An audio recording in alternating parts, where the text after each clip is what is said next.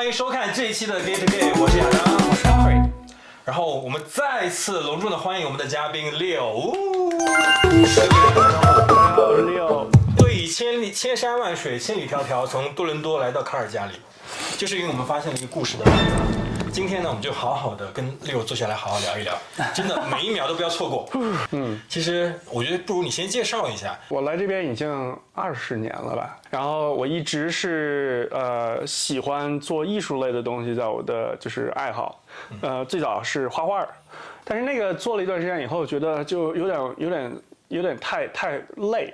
然后后来我就开始试其他的一些方式，也是跟人体艺术有关的。然后摄影就开始进入了我的视野。真正开始了以后，其实还挺快上手的。那你还记得你拍的第一个人是大帅哥吗？还是是有点色情的感觉的吗？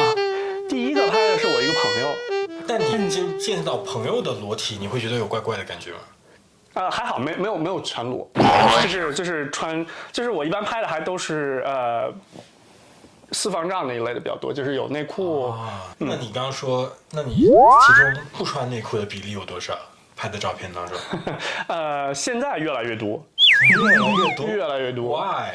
因为跟我合作的人有一部分人他们是有 OnlyFans 的。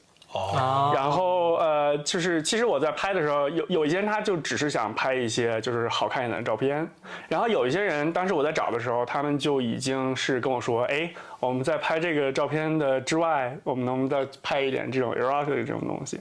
然后就是拍完就是 Instagram 上可以用的东西以后，又会拍一些 OnlyFans 专门的一些东西。那整个拍摄过程中你拍了那么多，那你还记不记得大约你的这 body count 是多少？就我下面每年现在能拍到20个，差不多平均。你20个，那目前为止你拍到过让你最满意的那一部是哪一部？最满意的，我觉得最好的啊，就是他在前年的时候，还是那个大番薯，那个大番薯，对，那个大番薯，对，他前年的时候他自己拍了一个视频，他把自己画成一个像 demon 一样的那样一个妆，他是裸体的那种感觉。对，就是一边打枪一边说一些很勾引的话，然后那之后等到第2年的时候，他还想拍那个系列，就说这样我们能不能就是还是以那个主题，但是把它 expand， 然后拍完那一组照片以后，我们又收拾了一下，然后就继续拍了一个视频，然后就是一个 OnlyFans 的 video， 然后那个 video 里面他就是一个 dominant God Lord 的那种感觉，然后我就是一个被蒙上眼睛的一个 slave 那种感觉，然后就在被他不停的用各种方法的使用。我有在想啊，就是有些时候在拍摄的时候，我觉得大家都很好奇的一点就是，万一不顺利呢？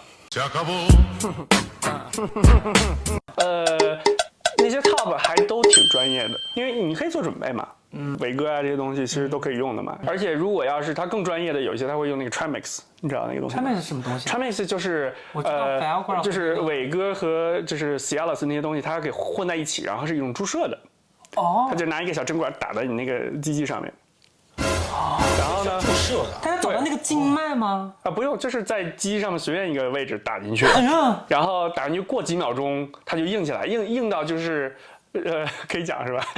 就是硬到它就像一个就是假阴茎的玩具一样。就是硬到那个程度，然后它就不带动的，它不像伟哥，你就是吃完以后，你还要靠你的就是唤起你的那个欲望，然后它才能保持。然后你要是不动它，它就自己就下去了。那个东西你打完以后，你基本上就是顶着一个假阳具在那里，然后一下能持续好几个小时。就我去同志游轮，我跟你说那个，我去那里跟那个合作，然后就我们拍了差不多40多分钟，拍完了嘛，让他射了，射完以后呢，他那里还顶在那里，然后我就说 OK， 然后我说你后面有什么安排？对，他说他没有，他说后面还约了另外一个人继续拍，就他们真的是可以打一发以后，然后就可以用1天那种感觉。那个程度已经控制不了，没有办法让它下去了，是吗？对，但是好像有一种针还可以再打1针，它就下去了，就是 antidote。我真不知道，你们没听说过这个？没有啊，我只知道 Cialis 啊 Viagra 这东西应该已经就是这大家都知道，有一段时间，我觉得好像很多人都知道了。说这个，那你在拍摄过程中有没有遇到过让你自己觉得很尴尬的事情呢？就是爆炸铃啊，不干净。对肯定会。拍摄的时候没有，但是有一次就是我去 San Fran 的时候啊，有过那样的经历，很尴尬。那我就说吧，就 OK， 就是三藩就是我去的那个就 Doral 那个 event 嘛，就是一个 street fair，然后他那就很开放。然后我当时在街上遇见一个黑人，一个帅哥，非常帅，就我们俩就突然一下对上眼，然后他就把我拽到那个旁边那个酒吧里面。那个时候他的酒吧就是白天的时候在那个 event 的时候，他全都是大开门的，然后他就是拽进以后酒吧就是要干我啊。然后其实我也准备好了，然后我也挺开心的。不过那天我去的时候呢，我去那个酒吧去那 street fair 的时候，我喝很多酒，然后我就肚子有反应，但是我不知道。然后他把我拽进以后，就是准备要 fuck 我，然后我就在抹油的时候，突然发现我的手指不干净然后就说怎么办？然后在一个酒吧里面，然后全都是人，然后他已经准备好了，在后面就要干我了。然后我跟他说。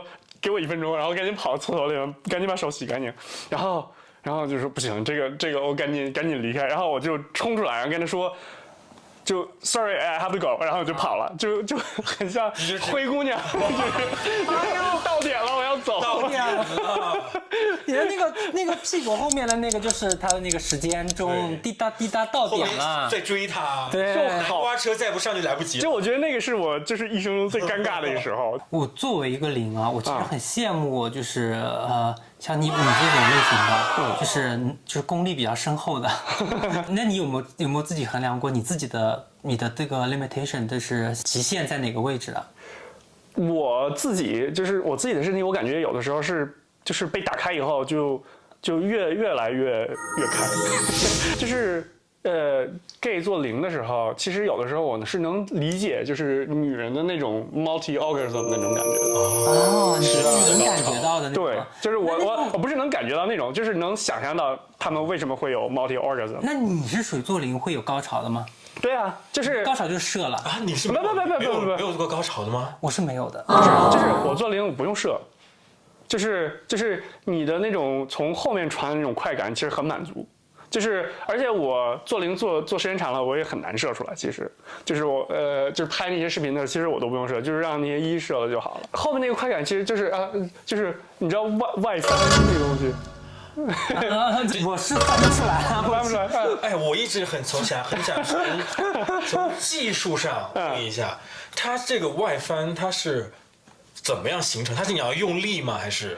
外翻这个东西很有意思，就是我发现在国内很多的视频上，或者就是亚洲的视频上，大家很就是崇拜就是外翻这个东西，然后这边倒没有很多人。这边其实有时候你看很多黑人的那些视频，他们很喜欢外翻，他就会说什么 push out 这样子。然后但是就是白人这样的话，很多他们并不太喜欢这个东西，或者说并不觉得这个东西怎么样。然后但是看很多的亚洲的这些，就是中国还有其他一些地方这些视频，我看他们很喜欢外翻，然后我就每次看着就爽的不行，因为我本身非常 enjoy 外翻的那种感觉。哦，你是可以外翻的，就对啊，就是来给我们形容一下到底是什么个感觉吗？就我本人认为，就是做0的最极致的快感，就是在外翻的时候在被干的是那一瞬间吗？不是那一瞬间，是那个持续的那种感觉。但是它出来的是一瞬间，就是你感觉出来，哦，我要开始外翻了，就不用背下去了。你外翻，你就感觉你在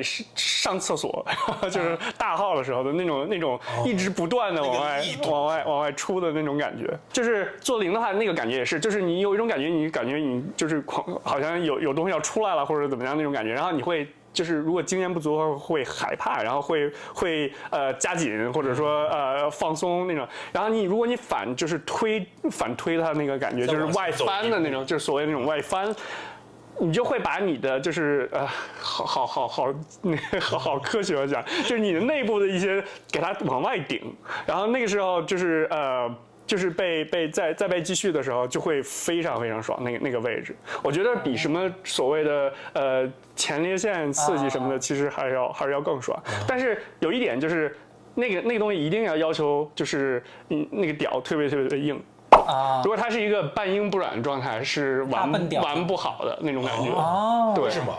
就是因为你一翻它就推出来了，是要有个对抗的感觉，就是要对抗，就是你往外推，它往里怼，然后就是那样的那种摩擦感。所以外翻的最关键是要有个对抗，两个人对抗要升级。就是跟我做的时候就会有。就是有一些我的朋友在我做的时候，然后我就会被刺激到某一点，然后就开始往外推外翻，然后他们就说不要使劲，不要使劲，放松放松。然后我心里就在骂脏话，我就说为什么不让我爽到？我就说就是能遇到我一个会外翻的这样的人，你应该感到幸运。为什么你让我停下来这样子？我再聊一个问题。OK， 那你是只是看泡影就学会了，还是说你也像你传授给你朋友一样啊？你也是别人教给你？其实不难。就外翻，就每个人都会大便，你就是那种同样的感觉，就是你往外 push。你做个教学吧。简单来说就是自学成才，就是 push out， 就是很简单，就是 push out。对，大家屏幕前的观众跟我们一起此刻 push out， 3、2、1，开始。今天你外翻了吗？今天你 push out 了吗？就是。不过我这里还是我想回归一下，就说一下，其实我觉得这个是大家的个人的喜好。就是如果你有肛裂啦或者什么的，你不要这么去尝试了，还是先治病啊。你怎么又提到了一个跟我们嘉宾有关的关键词？对，如果你有肛裂或者是有一些肛肠科的毛病的话，也不要太担心哦。我们的嘉宾呢，他也是从那一步步过来的，对不对，李奥？对，就是首先把这个故事定一个基调，我觉得这是一个非常阳光的故事。对，这是一个从黑暗到阳光，然后到发现自我，然后自我探究的一个过程。而且是一个我们 LGBT 那个 community 互帮互助的故事。这个故事我听了我是大受震惊，来跟我们分享一下你这个。好，就是我。开始有性经验的时候，其实很小嘛，很多东西都不太懂，然后就做了很多错的一些方式什么的，然后等于说就是其实在我20出头的那个时候，就是很长一段时间被一个事情困扰，就是有一个在我的肛门上面有一个小的伤口然后这个伤口呢，因为它持续时间很长，它就一直不好修复。然后就最后就变成了一个就是慢性病，就是基本上每次我做零都会流血。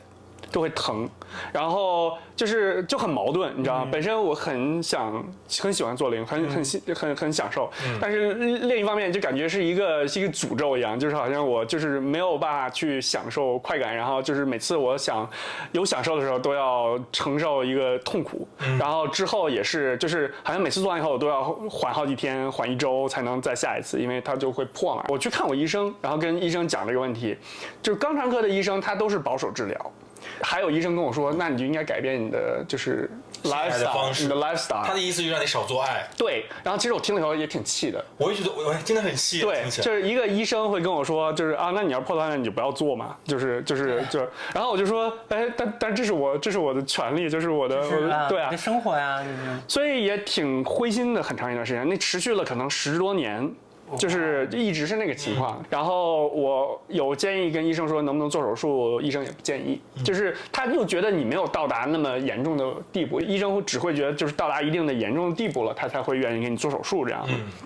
然后后来我就是无意当中在网上面发现了一个，就是在美国纽约有一个医生，然后他是一个private clinic 这样一个 doctor， 然后他就是被称为叫 the butt doctor， 他很关注 LGBT， 然后他也在他的节目里说过，就是说很多肛肠科医生他只是把你当一个就是患者，就是普通患者，他没有考虑你的性需求，或者说你的就是作为 gay 的这样的身份。他就说有很多 gay 其实都有过这样的问题，在他们都存在。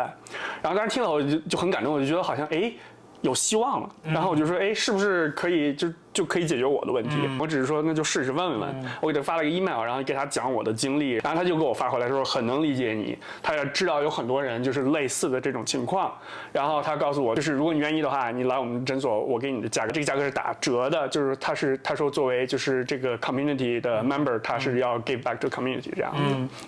然后看了价格以后，我觉得 OK， 我付得起。然后我就说，那我就立刻就想，那就做这个手术。然后恢复时间很快吗？恢复时间挺长的，好几个月，将近半年时间吧。然后，但是我觉得那个手术是我就是人生当中做的最重要、最对的一个决定，因为那个之后，它慢慢恢复，花了很长时间恢复。等到恢复了以后，就是我的性生活的质量一下就变得非常非常的不一样。那就是武则天登基了，皇上驾到！登基了呀。我的建议就是说，如果谁要是也有这种问题的话，其实我还挺建议去，然后就我的就是做零的人生就从此就进入一个新篇章，就是完全比以前要好很多，然后我就能enjoy 很多。Give back to 我们的 community， 如果观众朋友们你们也有这个问题的话，DM 我们啊，我们就会Leo会跟你分享一下他的医生。看这个好，标题出来了，人生最值得的一笔钱就是治好肛裂。对，我们再回到 OnlyFans 这个OnlyFans 包括你摄影的这些部分啊，你在这个方面你是想赚钱吗？有点钱赚肯定是好的，但是我有主业，然后摄影算是我的爱好。对，其实我最早开 OnlyFans 是因为像我说的，我拍了很多的 model， 然后他们有 OnlyFans 的需求，我有很多的一些照片、一些视频，我拍完以后就真的是给他们服务用的，就是我自己用不了。然后。你知道，作为一个摄影师，你拍了一些很好的东西，你很想 share 给人家。所以当时最早我开 OnlyFans 就是这个东西，就是放的全都是我的 model 的一些东西在里面。就是真的是一步一步开始越来越多。然后有这个东西以后呢，就会有一些就是 model 你在跟他合作的时候，就会有一些情况，他就让你加入进来，比如说。再回到大番薯，大红薯，他是我最喜欢的一个朋友，他也是就是 size 也是最大的吧？你合作的里面最大的就大番薯吧，他名字叫 Wade Wolfgang， 你们可以查一下。哦，真的很大的番薯，它就是大番薯，它真的是番薯的形状。对啊，大家去超市看一下那个番薯。它其实是很有技巧，因为它是一个escort。那我这个问题来了，那你觉得或者像他这种非常专业级别的，他的技巧的点在哪？我觉得就像他那个 size 那个大红薯，它真的就大部分情况下，它真的是能让你享受到，然后他会用一些技巧让你不疼就能进去的那种感觉，是有一些天赋或者技巧的。哎呦，他技巧是啥？就是我觉得我们今天这一集呢，就是男女老少，不管任何性别都能学到东西。不管你是1还是0，你的身体状况如何，你都能学到一些新的东西。就讲回来就是，我也有个好奇一点就是。你自己经历了也那么多，然后又有这么多经验，但有没有让你在遇到的时候，你自己都觉得，哇，这个场景或这个事情接受不了，太疯了？有过这样的经历，那个是很多年前了，就是当时我第一次去 San Francisco 的时候，旧金山的时候，然后那会儿还比较年轻一点，然后经历也不是很多，但是已经开始就是有点那种闷骚的那种性格，就是很想尝试很多东西，但是又自己不敢，需要人家 push 你一把那种。那次我记得特别清楚，就是我们去一个皮革的店吧，他们那一天当天有一个 sex party， 是 bareback sex party， 然后。当时我就很新奇嘛那种感觉，我就走进那个楼道往上瞄了一眼，然后你知道就是那种欧美 porn 里的那种，就是穿着 leather harness， 然后很多就是肌肉很大，然后很多毛的那样子的人在里面走来走去的，然后我当时哇好香啊，就是好感兴趣。但是其实我也不敢，因为那个时候还没有用 PrEP 这个东西所以当时我就挺矛盾，我超想看。再一个是我又害怕，就是我又什么都不敢做，但是我那个周末好像一直在想，就是那个 party， 然后就说就很向往那种感觉，原来一定很 crazy 啊那种感觉。那我们不如就顺着这个话题讲一讲自我保护的问题吧。自我保护，我觉得这个首先来说，大家一个共识很重要非常非常的重要，对不对 ？OK， 我可能是一个不好的例子，我还是希望如果你要是能接受套，然后这些东西的话，最好还是戴，真的是省很多事，然后也很安全很多，也是。其实对周围的这个 community 大家都更负责一点。